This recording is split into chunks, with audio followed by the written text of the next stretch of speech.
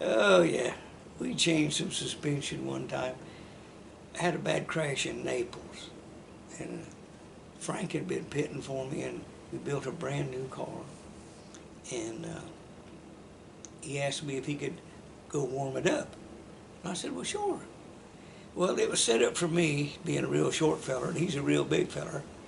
And the way he pushed on the foot feed locked up the throttle. And when he come to the end of the track, he let up, the engine stayed wide open. He went off the track and went down through the field, and a big pile of rocks down there, he hit that pile of rocks.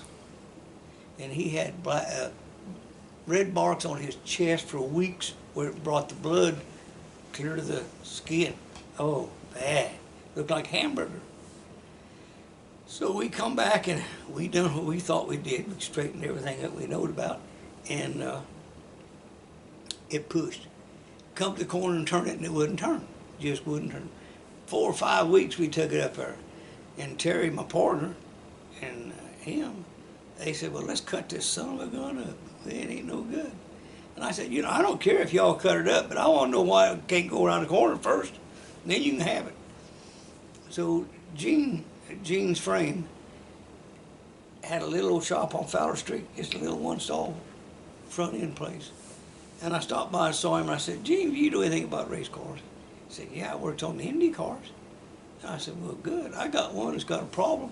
I want to know if you can fix me. He said, bring her down. So I took it down and left it.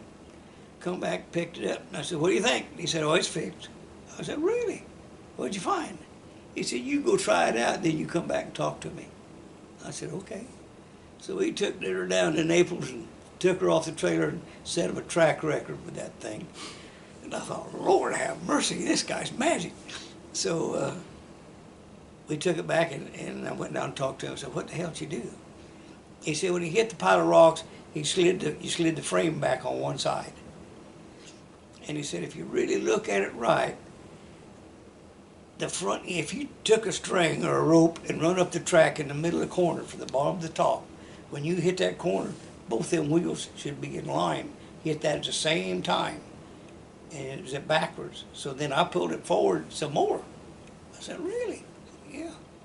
So after that, whenever we built a car, we put that in it. And yeah, but we didn't have no frame machine, but we'd move the left front wheel back.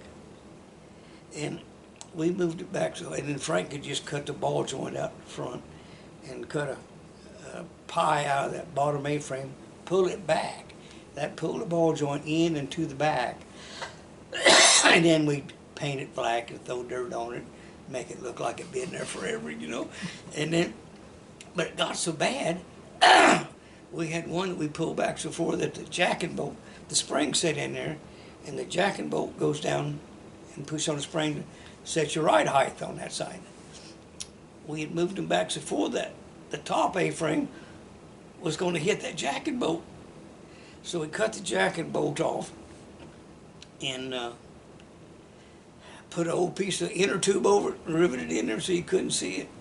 And then put a false jacking bolt back between the A-frames where you normally see it, and just screwed a bolt in there, a nut on, welded a nut on there, screwed a bolt in there, and that was it. And they never caught it. They never caught it. Just ingenuity,